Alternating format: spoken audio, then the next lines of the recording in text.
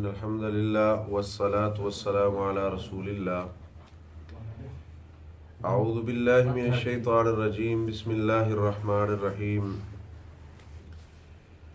وقالت اليهود ليست النصارى على شيء وقالت النصارى ليست اليهود على شيء وهم يتلون الكتاب كذلك قال الذين لا يعلمون مثل قولهم فالله يحكم بينهم يوم القيامة فيما كانوا فيه يختلفون.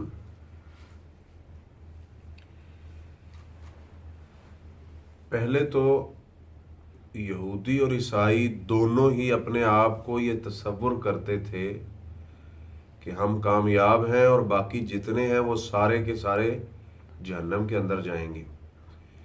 پھر اس کے بعد آپس میں ان کا اختلاف ہوا. حالانکہ یہ آپس میں بڑی قرابت رکھتے ہیں، تورات اور انجیل ایک دوسرے کی تصدیق کرتی ہیں، ٹھیک ہے.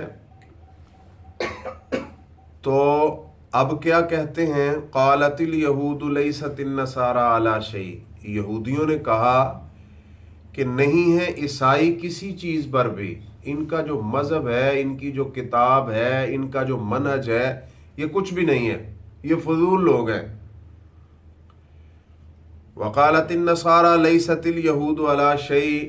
اور عیسائیوں نے ان کے جواب میں یہودیوں کو کہا کہ یہ کچھ نہیں ہے، ان کے پاس کوئی دلیل نہیں ہے، ان کی کتاب اور ان کا منہج یہ سب فضول ہے، اس میں کوئی اصلیت نہیں ہے. وَهُمْ يَتْلُونَ الْكِتَابَ. اللہ فرماتے ہیں اور وہ کتاب پڑھتے ہیں. وہ بھی اہل کتاب ہیں اور عیسائی بھی اہل کتاب ہیں. كَذَلِكَ. اسی طرح قال الذین. کہا ان لوگوں نے لا یعلمون جو نہیں جانتے تھے مثل قولہم جیسے انہوں نے کہا. فاللہ یحکم بینہم یوم القیامہ. پس اللہ تعالیٰ فیصلہ کریں گے ان کے درمیان قیامت کے دن. فیما کانوا فیہ یختلفون. جس میں تھے وہ اختلاف کرتے. دنیا کے اندر قرآن میں اللہ فرماتے ہیں کل حزب بما لدیہم فرحون، کہ ہر گروہ اس کے پاس جو بھی ہے اس پہ وہ خوش ہے. یہودی ہیں، عیسائی ہیں، سکھ ہیں، ہندو ہیں، کوئی بھی ہے، وہ اپنے طریقے پہ خوش ہے اور اتنا خوش ہے کہ جیسے وہی حق پر ہے، باقی سارے کے سارے باطل ہیں. ٹھیک ہے. اب یہودی کیا کہتے تھے کہ عیسائی حق پہ ہیں، اور عیسائی کہتے تھے کہ یہودی حق پہ ہیں. کہ حق پہ کون ہے اور کون نہیں ہے اس کا فیصلہ تو میں قیامت کے دن کروں گا. کوئی اس کا فیصلہ نہیں کر سکتا، میں کروں گا قیامت کے دن. اب مسلمانوں کی بات لے لیں. مسلمانوں کے اندر بے شمار گروہ ہیں اور جن کی تصدیق محمد صلی اللہ علیہ وسلم نے خود فرمائی ہے کہ میری امت کے کتنے گروہ ہوں گے؟ 73. اور فرمایا کلہم فی النار الا ملۃ واحدہ. سارے جہنم میں جائیں گے اور ایک جنت میں جائے گا. تو صحابہ کرام نے پوچھا اللہ کے رسول وہ کون ہے؟ من ہم یا رسول اللہ صلی اللہ علیہ وسلم. اللہ کے رسول فرماتے ہیں ما انا علیہ و اصحابی. یہ وہ ہوں گے جن کا منہج میرا اور میرے صحابہ جیسا ہے. جن کا منہج میرا اور میرے صحابہ جیسا ہے.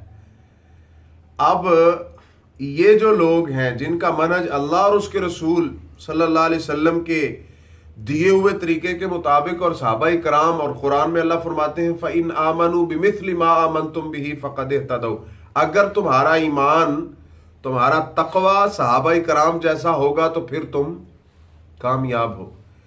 اب صحابہ کرام کا منہج کون سا تھا؟ کس کو وہ فالو کرتے تھے؟ وہ کس کو مانتے تھے؟ وہ قرآن اور سنت کو ماننے والے تھے، قرآن اور حدیث کو ماننے والے تھے. اور جب بھی ان کے سامنے کوئی بھی مسئلہ پیش آتا تو وہ فوراً قرآن و سنت کی طرف رجوع کرتے تھے. اور بے شمار مثالیں موجود ہیں کتاب و سنت کے اندر کہ صحابہ کرام کو کوئی بھی مسئلہ پیش آیا، وہ عبادات ہوں، وہ عقائد ہوں، وہ نظریات ہوں، معاملات ہوں، کوئی بھی ہے تو وہ کتاب و سنت سے رہنمائی لیتے تھے۔ آج تک کبھی انہوں نے کسی اور کو فالو نہیں کیا اللہ کے رسول صحیح حدیث اور قرآن کو چھوڑ کر۔ تو اللہ تعالیٰ فرماتے ہیں کہ یہ تو دنیا کے اختلاف ہیں، ایک کہتا ہے میں حق پہ ہوں، دوسرا کہتا ہے میں حق پہ ہوں، لیکن کل قیامت کے دن پتہ چلے گا فاللہ یحکم بینہم یوم القیامہ، اللہ ان کے درمیان فیصلہ کریں گے قیامت کے دن فیما کانوا فیہ یختلفون، جس میں وہ اختلاف کرتے تھے۔ اختلاف کس میں کرتے تھے؟ اپنے منہج میں کہ میں سچا ہوں، دوسرا کہتا ہے میں سچا ہوں۔ تو آج کل کم از کم اس بندے کو حق ہے کہ جو اللہ اور اس کے رسول اطیع اللہ و اطیع الرسول کے تحت زندگی گزارتا ہے، وہ یہ کہہ سکتا ہے کہ میں اللہ اور اس کے رسول کی دیے ہوئے دین کے مطابق زندگی گزار رہا ہوں، اور جو رسول اللہ صلی اللہ علیہ وسلم نے فرمایا تھا میں اللہ کے رسول اور آپ کے صحابہ کے منہج پہ ہوں، اس لیے مجھے قرآن و سنت سے رہنمائی لینا ہوگی اور میں کامیاب ہو جاؤں گا۔ اور ویسے رسول اللہ صلی اللہ علیہ وسلم فرماتے ہیں ان ھذا صراطی مستقیما فاتبعوہ، یہ میرا سیدھا رستہ ہے، اس کی اتباع کرو، ولا تتبعوا السبل فتفرق بکم عن سبیلی، سبل کی پیروی نہ کرو۔ سبل کئی رستے، کئی منہج، کئی شخصیات، ٹھیک ہے۔ اللہ کے رسول فرماتے ہیں صرف ایک ہے، اور وہ کیا ہے؟ جیسے آپ نے فرمایا تھا علیکم بسنتی و سنت الخلفاء الراشدین، کہ تمہارے اوپر میری سنت اور میرے صحابہ کی۔ اور ایسے ہی رسول اللہ صلی اللہ علیہ وسلم فرماتے ہیں کہ الا انی اوتیت القرآن ومثلہ معہ، اللہ نے مجھے قرآن دیا ہے اور اس کی مثل، یعنی جیسے قرآن وہی ہے ویسے وہ بھی وہی ہے، جیسے قرآن حجت ہے ویسے وہ بھی حجت، یعنی مجھے قرآن ملا ہے اور حدیث ملی ہے۔ اور اللہ کے رسول صلی اللہ علیہ وسلم جب جا رہے تھے تو آپ نے فرمایا کہ ترکت فیکم امرین، جو دو چیزیں مجھے ملی تھی آج میں تم میں چھوڑ کر جا رہا ہوں، لن تضلوا ما تمسکتم بہما کتاب اللہ و سنتی، تم کبھی گمراہ نہیں ہوگے جب تک تم ان دونوں کو مضبوطی سے تھام لوگے، ایک اللہ کی کتاب ہے اور دوسری حدیث ہے، محمد صلی اللہ علیہ وسلم کی سنت ہے۔ وَمَنْ أَظْلَمُ مِمَّنْ مَنَعَ مَسَاجِدَ اللَّهِ أَنْ يُذْكَرَ فِيهَا اسْمُهُ وَسَعَى فِي خَرَابِهَا أُولَئِكَ مَا كَانَ لَهُمْ أَنْ يَدْخُلُوهَا إِلَّا خَائِفِينَ۔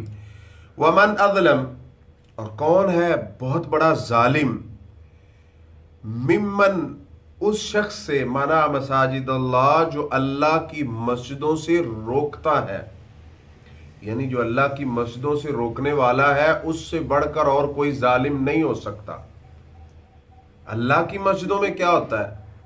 قرآن میں اللہ فرماتے ہیں سورۃ الجن پارہ نمبر 29 کے اندر وَأَنَّ الْمَسَاجِدَ لِلَّهِ فَلَا تَدْعُوا مَعَ اللَّهِ أَحَدًا، یہ مسجدیں وہ ہیں کہ جدھر اللہ کے سوا کسی کی عبادت نہیں ہوتی۔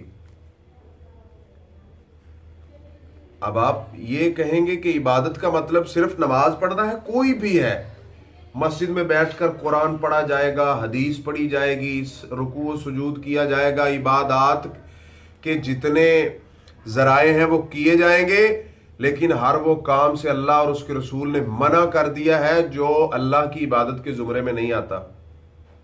جیسے رسول اللہ صلی اللہ علیہ وسلم نے فرمایا کہ جو مسجد میں گمشدہ چیز کا اعلان کرے، تم کہو کہ اللہ کرے وہ تجھے نہ ملے،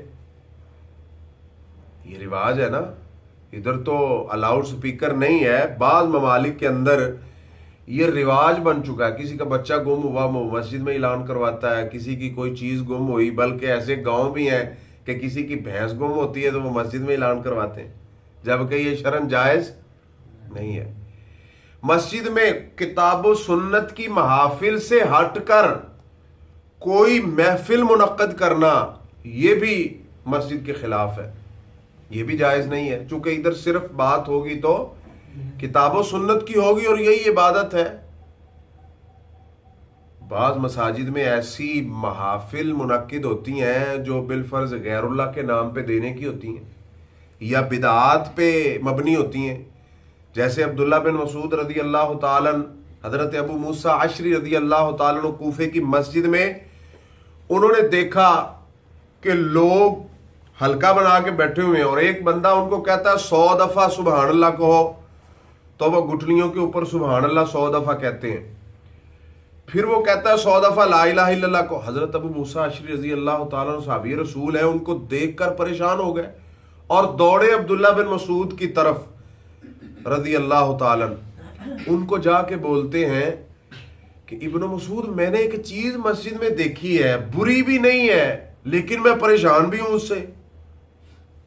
अब बुरी क्यों नहीं है? वो क्या कर रहे थे? अल्लाह का नाम ले रहे थे। जब अब्दुल्ला बिन मसूद आए, उन्होंने देखा तो वो फरमाने लगे, तुम मोहम्मद सल्लल्लाहु अलैहि वसल्लम से आगे बढ़ चुके हो या गुमराही का नया दरवाजा खोल लिया है? ये तो तरीका आपने बताया ही नहीं है जो तुम कर रहे हो। तो उनसे नाराज हुए और देखें कितने सख्त। उन्होंने कहा कि हम तो ये सब कुछ कर रहे हैं सवाब लेने के लिए, अल्लाह का कुर्ब लेने के लिए। इब्न मसूद रदी अल्लाह ताला अन्हु फरमाते हैं कि बेशुमार ऐसे लोग हैं जो सवाब लेते लेते गुमराही के रास्ते पे चल जाते हैं लेकिन उनको सवाब मिलता नहीं मिलता। तो मस्जिदें क्या है? जिस जगह पे अल्लाह की इबादत होती है। आज तो अल्हम्दुलिल्लाह ये जगह मखसूस है। वैसे किसी भी जगह पे किसी बंदे को नमाज का टाइम हो जाए तो वो उधर नमाज पढ़ सकता है। ये उम्मत मोहम्मदिया को इजाज़ मिला है। जैसे सुन्न इब्ने माजा के अंदर हदीस नंबर 745 है। हजरत अबू सईद रदी अल्लाह ताला अन्हु फरमाते हैं, अल्लाह के रसूल सल्लल्लाहु अलैहि वसल्लम ने फरमाया, अल अर्दु कुल्लुहा मस्जिद। मेरी उम्मत के लिए अल्लाह ने सारी ज़मीन ही मस्जिद बना दी है। जिधर इनको नमाज का टाइम हो, इबादत का टाइम हो, ये उधर नमाज पढ़ सकते हैं। और इस हदीस में अल्फाज हैं, इल्लल मकबरा वल हम्माम। मकबरा समझते हैं ना, कब्रिस्तान जिसे हम बोलते हैं। मस्जिद है ना, उसके आगे कब्रिस्तान है या एक कब्र है, तो उधर नमाज पढ़ना जायज़ क्यों भला? कि उधर ये सजदा करेगा तो न जाने ये किसको कर रहा है, आगे इसके तो कब्र है, मकबरे में ये नमाज पढ़ रहा है। देखें, शरीयत ने ऐसी चीज से भी रोक दिया कि जहां तशबीह का खतरा था। कहता मैं तो अल्लाह की इबादत कर रहा हूं, मैंने अल्लाह को सजदा किया है, लेकिन मोहम्मद सल्लल्लाहु अलैहि वसल्लम फरमाते हैं ऐसी जगह पे करने की कोई जरूरत नहीं है कि जिधर तेरा सजदा किसी कब्र की तरफ हो। लेकिन अगर कोई मुसलमान कब्र पे जाके सजदा करे तो फिर दलाइल देते हैं। देखें जी, कुरान में है कि फरिश्तों ने हजरत आदम अलैहिस्सलाम को सजदा किया था और हजरत यूसुफ अलैहिस्सलाम को उनके भाइयों ने सजदा किया था। तो क्या ये जायज़ नहीं है? मेरे भाइयों, ये जायज़ है, लेकिन ये पहली उम्मतों में चूंकि अल्लाह ताला के कानून है ना, अल्लाह ताला चाहे तो हुक्म दें। अगर हमें अल्लाह ताला हुक्म दें कि कब्रों को सजदा करो तो हम करेंगे, लेकिन अल्लाह ताला ने हमें मना कर दिया है। इसलिए हमारी जुर्रत नहीं है कि हम किसी और को सजदा, क्योंकि उम्मत मोहम्मदिया के अंदर ताज़ीमी सजदा हराम है और इबादत के तौर पे करना क्या है? वो शिरक है, वो कुफर है। ठीक है।